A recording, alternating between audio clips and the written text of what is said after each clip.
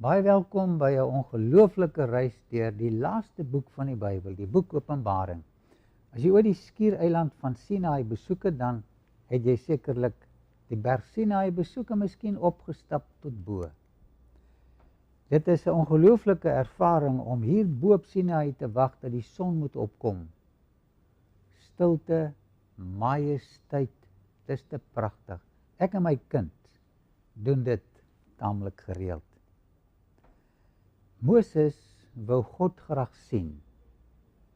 En dit was sy gebed om God te sien. Wel, niemand kan God sien nie, behalwe sy glorie. Eksodus 34:6 en 7. En toe die Here by hom verbygaan, het hy geroep: Here, Here, barmhartige, luister na hierdie mooi woorde, genadige God, lankmoedig en groot van goedertierenheid en trou, wat die goedertierenheid bewaar vir duisende, wat die ongeregtigheid en die oortreding en die sonde vergewe, maar nooit ongestraf laat bly nie.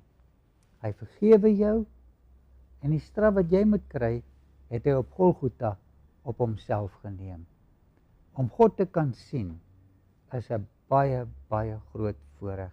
Maar dit is die geloofsoog wat hom moet sien. En Loretta sing 'n pragtige lied.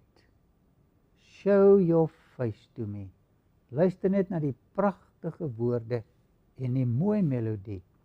My gebed is dat ons deur hierdie reis in Openbaring aspekte van God se groot liefde vir sondaars soos ons sal sien. 'n Vraag: hoe lank vat dit vir 'n egpaar om mekaar te verstaan? Iemand het gesê, it is a school from which we never graduate. En jy moet nou nie dink dat jy Openbaring baie vinnig gaan verstaan nie. Ons is gemaak om mekaar eerder lief te hê as om mekaar ten volle te verstaan. Selfde geld vir die boek Openbaring. Hoe lank gaan dit ons neem om hierdie pragtige simboliek ten volle te verstaan? 'n Ewigheid is nie genoeg nie, want ons het hier met inspirasie te doen. Dit is God wat met ons praat. Kom ons waardeer God se plan om ons vir ewig saam met hom in die hemel te gaan laat leef. As jy die boek Openbaring gelees het, het jy op 'n paar getalle afgekom. Watter getal dink jy kom die meeste kere voor? Dis die getal 7. Hier is 'n interessante plek, is een van die 7 gemeentes, sy naam is Sardis. Baie interessante geskiedenis hier. Van hoeveel gemeentes lees ons in die boek Openbaring? 7. Hoekom net 7? Was daar nie baie meer gemeentes in die boek Openbaring nie? Ja, daar was. Op hoeveel basyne het die, wat sou jy daarin sit? 7 engele geblaas. Hoeveel pla word op die onboetvaardiges uitgestort? Wat is die simboliek van die getal 7? Want as ons studeer, moet ons vrae vra. Watter ander getalle het jy in die boek Openbaring raakgeloop? Dit is baie interessant om net na die getalle in die boek te kyk. Die seels en die basuine is in groepe van 3 en 4 opgedeel. 'n Baie interessante rangskikking. Vermenigvuldig 3 met 4 en wat kry jy? 12. Hoeveel poorte het die Nuwe Jerusalem gehad? 12. Wat kry jy wanneer jy die 12 stamme met 12.000 vermenigvuldig? 144. So waar lees ons van hierdie interessante getal, interessante mense? In hoofstuk 7 en ook in hoofstuk 14. Ons kyk 'n bietjie na die chiasmus in die boek Openbaring. Dis miskien vir jou 'n nuwe, vreemde woord, maar hierdie woord en sy betekenis gaan hierdie boek vir ons oopmaak. Jy gaan verstom staan. Chiasmus is 'n ongelooflike, briljante struktuur wat verwante onderwerpe met mekaar verbind. Verwante onderwerpe met mekaar verbind. Chiasme, sê een definisie, is 'n stylfiguur waar die tweede helfte van 'n parallelle uitdrukking in omgekeerde volgorde teenoor die eerste gestel word om die andersheid van die teenpole te aksentueer. Dis 'n verskriklike definisie, maar jou brein gaan ontwikkel terwyl ons studeer en alles insit om alles uit hierdie boek te kry wat die Here wil hê ons moet daaruit kry. Kan jy aan 'n voorbeeld dink? Ek lees weer die definisie. Chiasme is stylfiguur, manier van skryf, waar die tweede helfte van 'n parallelle uitdrukking in omgekeerde volgorde teenoor die eerste gestel word om die andersheid van die teenpole te aksentueer. Dit beteken te beklemtoon. Kom ons kyk, byvoorbeeld, moenie lewe om te eet nie. Ek hoop nie jy's een van hierdie mense nie, maar eet om te lewe. So hier is 2 parallelle met 'n omgekeerde struktuur. Kom ons sit 'n A en 'n B in. Moenie lewe, A, om te eet nie. B, maar eet. Wat sê jy sê moet by eet inkom? B, om te lewe. A. Dit is 2 parallelle wat omgekeer word in die tweede deel om heeltemal iets anders te sê en dit te beklemtoon. Nou gaan ons die voorkoms van chiasmus ook in die Bybel vind en dit is die pragt van hierdie boek om hom vanaf 'n literêre strukturele oogpunt te bestudeer. Ek lees weer die definisie. 'n Stylfiguur waar die tweede helfte van 'n parallelle uitdrukking in omgekeerde volgorde teenoor die eerste gestel word om die andersheid van die teenpole te beklemtoon, aksentueer. Kan jy aan 'n voorbeeld dink? Kom ons kyk na Prediker 8:14.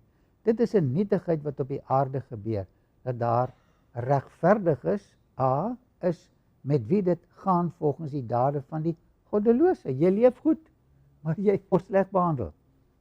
En dan B, en dat daar goddelose, wat gaan ons daan sit? Weer 'n B, is met wie dit gaan volgens die dade van die regverdiges. Daar sit ons 'n A in. So sê ek dan dat dit ook nietigheid is. Kyk hierdie baie interessante struktuur om sekere dinge te beklemtoon en pragtige lesse vir ons te leer. Oor A, regverdiges, kom wat B, goddeloses toekom. Oor goddeloses, 'n B, kom wat A, regverdiges, toekom. Kyk nou nog 'n voorbeeld wat Jesus gebruik het, Matteus 23:12. Wie homself verhoog, ons hou so daarvan om verhoog te word, sal verneder word. En nou die chiasme keer hom net mooi om, en wie homself verneder, sal verhoog word. Waar kom die A's en waar kom die B's? Matteus 23:12. Wie homself verhoog, sal verneder word. En wie homself verneder, sal verhoog word. Kom ons plaas net die A's en die B's op die regte plek. A, wie homself verhoog, sal B, verneder word. En B, wie homself verneder, sal verhoog word. So die laaste parallel bring vir ons pragtige boodskappe uit. Die struktuur van die gedeelte oor die seuns van Gesron, 1 Kronieke 2, 9 tot 24 is soos volg. Kyk nou mooi hoe gebruik in die name Ram, Kaleb en Jeragmeel. Dan weer Jeragmeel, Kaleb en Ram. So val die klem op die lyn van Ram, wat die eintlike Davidslyn is, en kan die Kronis, die man wat in die kronologie werk, daarop konsentreer. Dis pragtig as mens diep delf. Waar plaas jy A, B en C? Daar's Ram, Kaleb, Jeragmeel. En dan is daar weer net andersom. So waar plaas jy jou A, B en C om die dieptes hier te kry? Gesron se stamboom begin en eindig met die vertakking van die stamboom wat met Dawid saamhang. Op hierdie wyse beklemtoon die Kronis deur die rangskikking van die materiaal die belangrike posisie van die geslag van Dawid in die Juda stam. Wie is uiteindelik hier uitgebore uit die Juda stam? Die Messias. Hier is ook 'n Engelse voorbeeld. Kom ons kyk net in die A, B, C tot by G. Arise, shine, for thy light is come, and the glory of Yahweh upon thee is risen, for behold, dimness shall cover the earth. En dan gaan hy weer terug. Die ander parallel wat pragtige boodskappe accentueer. And gross darkness the peoples. But upon thee will arise Yahweh, and his glory shall be seen upon thee, and nations shall come to thy light, and kings to the brightness of thy rising. Wat 'n pragtige struktuur. Kom ons kyk na die Afrikaans. Hy sê staan op, word verlig. A, B, want jou lig kom, en die heerlikheid van die Here gaan oor jou op. C, want kyk, die duisternis sal die aarde oordek, en nou kry ons die ander parallel. En donkerheid die volke, maar oor jou sal die Here opgaan, en sy heerlikheid sal oor jou gesien word, en nasies sal trek na jou lig, en konings na jou stralende opgang. Twee parallelle, en die laaste ene het 'n baie spesiale boodskap. En as jy die Bybel lees, kyk of jy dit self kan ontdek. Dit is 'n geweldige ontdekking as mens die chiasmes op jou eie kan ontdek. Deur die chiasmes in die boek Openbaring te bestudeer, verstaan mens sy boodskappe van verlossing baie beter. So in die studie van hierdie boek gaan ons al die gereedskap gebruik om sy volheid te probeer ontdek, wat ons eintlik nooit sal ontdek nie, maar net fasette daarvan. Ek lees ook die Engelse definisie. Chiastic, in which the thoughts alternate, usually going from thought A to B, and then back from B to A.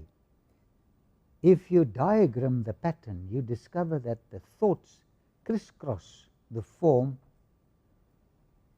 to form an X. Dit is presies hoe dit werk. Which is the Greek letter chi, hence the words chiastic and chiasm. The alternation of ideas indicate that this structure is not accidental, but rather an ingenious design of the poet. The Hebrew poet deliberately decided not to parallel precisely the word order of his poem by using the chiastic pattern.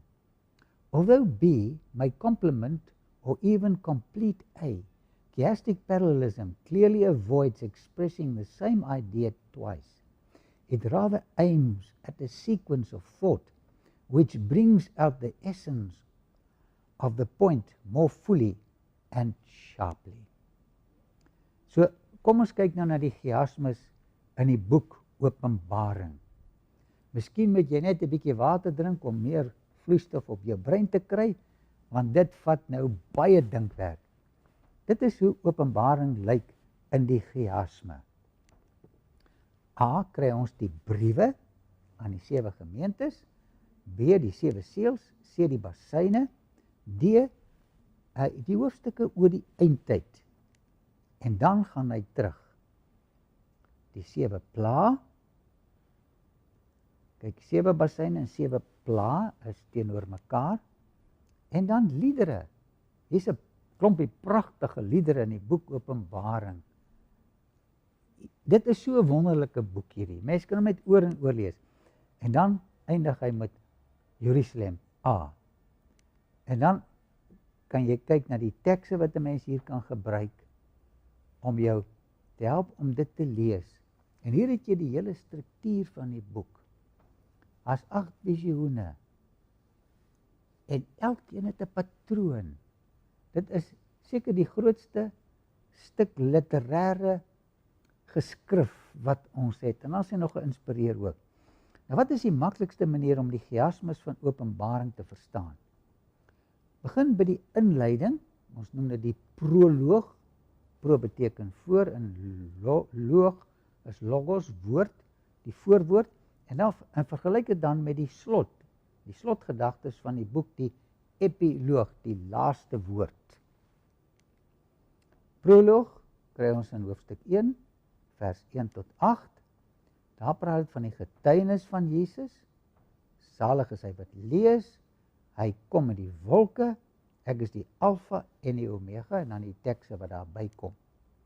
Kom ons kyk nou na die interessante epiloog. Nou vergelyk ons die proloog, die inleiding, met die epiloog, die slot. Jesus getuig. Kan jy sien?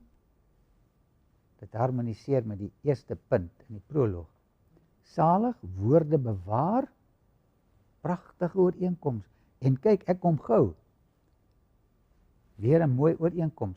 Ek is die alfa en die omega. Wat 'n fantastiese struktuur. Kom ons vergelyk A, die 7 gemeentes, met B, die nuwe Jerusalem. Jesus se raad aan sy kerk, daar is oorlog, die gemeentes is versprei. So begin hy. Wat kan ons by die B verwag? Dieselfde wat ons by A kry. Jesus beloon sy kerk, daar is vrede, hulle word in een stad versamel. 'n teenoorgestelde, die chiasmus. Hulle is versprei, hier word hulle versamel. Kan jy agterkom hoe pragtig hierdie boek geskryf is? Jesus wandel tussen die 7 kandelare. Jesus verlig die nuwe Jerusalem. Lig, lig. En die stad het die son of die maan nie nodig om in hom te skyn nie. Want die heerlikheid van God het hom verlig en die lam is sy lamp. Pragtige, diep waarhede. Ons soek na lig, want die lewe gooi ons kort in 'n diepe duisternis. Belofte, aan hom wat oorwin, sal ek gee om te eet van die boom van die lewe, wat binne in die paradys van God is. Onthou soos hier by die begin, die epiloog, ons gaan oor na die, van die proloog na die epiloog. Die vervulling, hiervan kry ons in Openbaring 22 vers 2. In die middel van sy straat, en weerskante van die rivier, was die boom van die lewe wat 12 maal vrugte dra, en elke maand sy vrugte gee, en die blare van die boom is tot genesing van die nasie. So ons kry hom by die 7 gemeentes, die boom, en dan kry ons hom weer in die laaste hoofstuk. En mense, dit gaan allemaal wonderlik wees, as ons vrugte en blare eet, en vir ewig gaan lewe. Belofte is gemaak, Openbaring sê, dit gaan vervul. Wil jy nie ook eendag van daai kos gaan eet en ewig leef nie? Geopende deur, 3:7. Dit sê die heilige, die waaragtige, wat die sleutel van Dawe het, wat oopmaak en niemand sluit nie. En hy sluit en niemand maak oop nie. En dan gaan ons na die einde van die boek toe, chiasmus, 21:25, en bedags, want nag sal daar nie meer wees nie, sal die poorte nooit gesluit word nie. Is dit nie wonderlik nie? Binnekort gaan jy nie meer jou voordeur sluit nie. Wat 'n veilige vooruitsig. 3:8 sê, kyk, Ek het voor jou 'n geopende deur gegee en niemand kan dit sluit nie. Hoe gaan hierdie belofte geasties vervul word? 21:25 En bedags, want nag sal daar nie meer wees nie, sal sy poorte nooit gesluit word nie. Pragtig. 3:21 Aan hom wat oorwin sal ek gee om saam met my te sit op my troon, soos ek ook oorwin en saam met my Vader op sy troon gaan sit. En nou kyk ons na die chiasme in die laaste deel, die epiloog. Wanneer gebeur dit? 22:3 En daar sal geen enkele vervloeking meer wees nie. En die troon van God en van die Lam sal daarin wees, en sy diensknegte sal hom dien. Geen enkele vervloeking meer nie. Belofte, Nuwe Jerusalem daal neer van die hemel. In die proloog, epiloog, gaan dit vervul word? Ja, 21:2 En ek, Johannes, het die heilige stad, die Nuwe Jerusalem, sien neerdaal van God uit die hemel, toeberei soos 'n bruid wat vir haar man versier is. 3:11 Kyk, ek kom gou, hou vas wat jy het, sodat niemand jou kroon kan neem nie. Vir wie gaan hy gou kom? 22:7 Kyk, ek kom gou, salig sy wat die woorde van die profesie van hierdie boek bewaar. Chiasma, die 7 seels en die millennium, die 1000 jaar, kom ons kyk hier. A, 7 seels, met die teksverwysing, boodskap, Jesus beskerm sy beproefde kinders. En dan, aan die einde van die boek, die millennium, Jesus se kinders gaan saam met hom as konings regeer. En dan weer in die begin, die proloog, nou kyk, gaan ons na die epiloog. Na hierdie dinge het ek gesien, kyk, 'n geopende deur in die hemel. Vervulling, 19:11, toe het ek die hemel geopend gesien, en daar was 'n wit perd, en hy wat daarop sit, word genoem, getrou en waaragtig, en hy oordeel en voer oorlog in geregtigheid. Is dit nie pragtig nie? Dit is so 'n aangrypende boek. Hy daag jou hoogste intellek uit. Ruiter op die wit perd word deur ruiters op gekleurde perde gevolg. Hier in die begin van die boek, gaan daar met die wederkoms weer 'n ruiter wees? Ja. Ruiter op die wit perd word deur ruiters op wit perde gevolg. So as jy die chiasmes bestudeer, dan waardeer jy die boek net so bietjie meer. En dan sien hulle onder die altaar, hoe lank? Hulle verneem oor die aanvang van die oordeel. Wanneer gaan die Here dinge regstel? En ek en jy vra ook miskien hoe lank? 20 vers 4. En hulle het geleef as konings geregeer saam met Christus die 1000 jaar lank. Uiteindelik word die vraag beantwoord. Wit klere word aan martelare beloof. Wanneer ontvang hulle dit? 19:11 sê, en die leers in die hemel het hom gevolg op wit perde, die wederkoms bekleed met wit en rein, fyn linne. Alles wat jy nou begeer, gaan jy eendag kry wanneer Jesus kom. Tydens die 6de seël vra die konings om doodgemaak te word. Rotse, berge val op ons en verberg ons vir die toorn van hom wat op die troon sit. Hoe verduidelik hoofstuk 19 die vervulling daarvan? Hy sê 19:17 tot 21, en die ander is gedood met die swaard wat uit die mond gaan van hom wat op die perd sit, en al die voëls is versadig van hulle vlees. Hulle sê, val op ons. Die antwoord kom aan die einde van die Boek Openbaring. Sy glans verdelg hulle. Chiasmus, die groot stryd, die val van Babylon. A is beproewings van die egte moeder en haar kinders. B, die val van die valse moeder en haar goddelose dogters, kinders. Die ware moeder is in wit geklee, die valse moeder is in purper geklee. Haar kinders bewaar die gebooie, die goeie moeder. Haar kinders is prostituie, hulle verkragt die gebooie. Dier met 10 horings en 7 koppe, dier met 10 horings en 7 koppe in hoofstuk 12 en 17, 13. En dan verkondig Babylon se val. Verkondig Babylon se val. Getuienis van Jesus, getuienis van Jesus. Die boek is nie net lomp geskryf deur mekaar nie. Dit is 'n geïnspireerde stuk literatuur. Waarom het Johannes hierdie meesterlike, ongelooflike chiasmus in die boek Openbaring gebruik? Sodat hierdie geïnspireerde boek homself kan verduidelik. Ek besef hierdie is bietjie moeilike materiaal om te absorbeer. Maar ek noem dit, dat jy altyd sal onthou, dat hierdie boek is geskryf onder inspirasie, met die beste stylfigure ooit in antieke materiaal en literatuur. Ons gaan teks vir teks na die opwindende verduidelikings van hierdie boek kyk.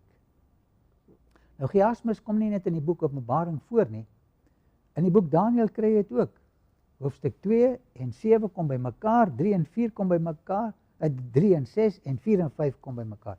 Wanneer ons na die inhoud van Deel en die hele Bybel kyk, sien ons ongelooflike chiasmus. Dit wat die mens in die eerste 3 hoofstukke van Genesis verloor het, kry ons terug in die laaste 3 hoofstukke van Openbaring. Wat het jy alles verloor in die lewe? Ek het al baie verloor en jy ook. Maar hier is 'n mooi belofte. Die verloor in Genesis kry ons terug in die boek Openbaring. Wat dink jy was hierdie kosbarehede? Dit is die mooiste presente wat die Here nog ooit vir mense gegee het. En ons het alles verloor. Om te dink dat ons alles weer gaan terugkry. Wat jy hier verloor het, gaan jy weer terugkry. Genesis 3:21 en die Here God het vir die mens en sy vrou rokke van vel gemaak en hulle dit aangetrek. Hoekom moes die Here vir hulle klere van vel maak? Sou hulle ooit weer die glanskleed van geregtigheid terugkry? Hulle klere hoef nie gewas te gewees het nie, was 'n glanskleed van geregtigheid, en toe hulle Sondag verloor hulle dit. Wie weet wat gaan jy in die hemel aantrek? 'n Glanskleed wat altyd gaan skitter en mooi wees. Adam and Eve both ate of the fruit and obtained a knowledge which, had they obeyed God, they would never have had. An experience in disobedience and disloyalty to God. The knowledge that they were naked. Is dit nie tragies nie? Onnodige kennis wat die mensdom opgedoen het. The garment of innocence, a covering from God, which surrounded them, departed, and they supplied the place of this heavenly garment by sewing together fig leaves for aprons. En dit is hoe ons vandag lyk. Dit is kaal. Maak ons toe met vye blare. Maar eendag wag daar 'n verrassing. After the transgression of Adam and Eve, they were naked, for the garment of light and security had departed from them. Dra ons nog steeds die vye blare klere van ongeregtigheid? Ja. Is daar vir ons goeie nuus in die boek Openbaring? Ja. 3 vers 5, wie oorwin? En hier het ons 'n interessante werkwoord. Dit is 'n deelwoord. Dit is nie volmaakte oorwinning nie, dit is in die proses om te probeer oorwin. Wie oorwin sal bekleed word met wit lere. En ek sal sy naam nooit uitwis uit die boek van die lewe nie. En ek sal sy naam bely voor my Vader en voor sy engele. Die klere wat ons verloor het in die paradys, gaan ons terugkry in die paradys wat kom. Ek verlang na hierdie opwindende uitrusting. Ek sien so uit na daardie dag wanneer ek nooit weer oor my vuil klere gaan skaam kry nie. Wat van jou? Ons is so skaam oor dinge wat ons gedoen het. Ons gaan 'n kleed kry, 'n nuwe skone. Wat nog het die mens in Genesis verloor wat hy weer in die boek Openbaring gaan terugkry? Wat sê die chiasmus? Genesis 2:9 en die Here God het allerhande bome uit die grond laat uitspruit, begeerlik om te sien en goed om van te eet. Ook die boom van die lewe in die middel van die tuin. Waarom moes hulle die vrugte van hierdie boom eet? Was dit nodig? Ja. Om hulle afhanklikheid van God te besef en om vir ewig te kan lewe. In die hemel gaan ons ook afhanklik van God wees. Ons sal weer van die boom moet eet. Genesis 2:16 en 17.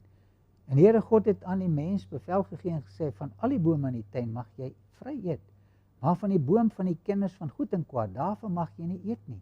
Want die dag as jy daarvan eet, sal jy sekerlik sterwe. Wat het gebeur toe ons voorouers van die vrugte van die boom van die lewe geëet het? Dis 'n hartseer verhaal. Dood is vir die eerste keer in die kosmos ervaar. Genesis 3, 22 en 23, toe sê die Here God, nou het die mens geword soos een van ons, deur goed en kwaad te ken. As hy nou maar nie sy hand uitsteek en ook van die boom van die lewe neem en eet nie, en lewe in ewigheid nie, toe stuur die Here God hom weg uit die tuin van Eden, om die grond te bewerk waar het hy geneem is. Ek dink hy was so hartseer toe hy vir Oulaas na daai boom kyk. Daai hartseer, daai snikke. Wat 'n hartseer oomblik. Kan julle by die tuin en die boom van die lewe sien wegstap? Hulle het alles gehad. Hulle is bankrot, hulle stap weg. Hulle is op pad na die sweet van harde werk, na ellende van siekte en uiteindelik die pad van die dood. In die paradys het ons weggestap van lewe na dood, sweet en ellende. Het Openbaring goeie nuus? Ja. 2 vers 7. Wie oor het, laat hom hoor wat die Gees aan die gemeente sê. Aan hom wat oorwin. Onthou, dit is die deelwoord wat in die proses is om te oorwin. Moenie moedeloos word nie, want ons oorwin nooit volmaak nie, net Jesus het volmaak oorwin. Sal ek gee om te eet van die boom van die lewe wat binne in die paradys van God is. Saam met Adam gaan ons weer daai kos proe. Ek sien uit daarna. Gaan Adam weer van die boom eet?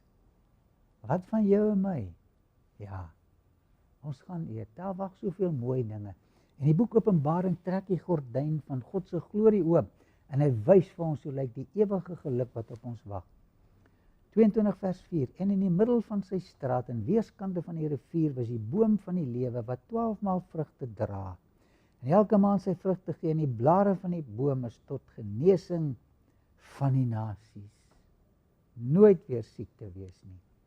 Waarom noem die boek Openbaring die boom van die lewe vir 'n tweede keer? So ons kry hom vir 'n tweede keer. Eers by die begin, nou kry ons hom weer by die einde. En hier kry ons hom weer. Salig is die wat sy gebooie doen, sodat hulle reg kan op die boom van die lewe en ingaan deur die poort in die stad. 3 keer word hierdie boom genoem. En waarom word die boom van die lewe 'n 3de keer genoem? Wat wil die Here vir ons sê? Hy wil hê ons moet eendag kom proe hoe smaak onsterflikheid. Jy het al geliefdes verloor en jy het so gehoop hulle kon nog 'n bietjie langer leef. Eendag gaan ons proe hoe smaak onsterflikheid. So baie dinge wat 'n mens in die lewe wil doen. Nou kom die sekel van die dood en hy maai jou af. Hy wil ons deur die ewigheid met sy goedheid oorlaai. Hy gaan ons bederf. Die bietjie swaar kry wat ons hier kry, gaan verswelg word deur 'n ewige geluk. Moenie dit ongehoorsaamheid jou van die grootste kosmiese opwinding beroof nie. Kom ons bid saam. Liefdevolle Vader, ons staan verstom oor die struktuur van hierdie boek. En dankie dat alles wat die mens verloor het in Genesis, hy terugkry in die boek Openbaring. As daar iets in ons lewe is wat daar nie moet wees nie, iets wat ons sal verhoed om vir ewig te leef, vat dit asseblief weg. In Jesus naam, amen.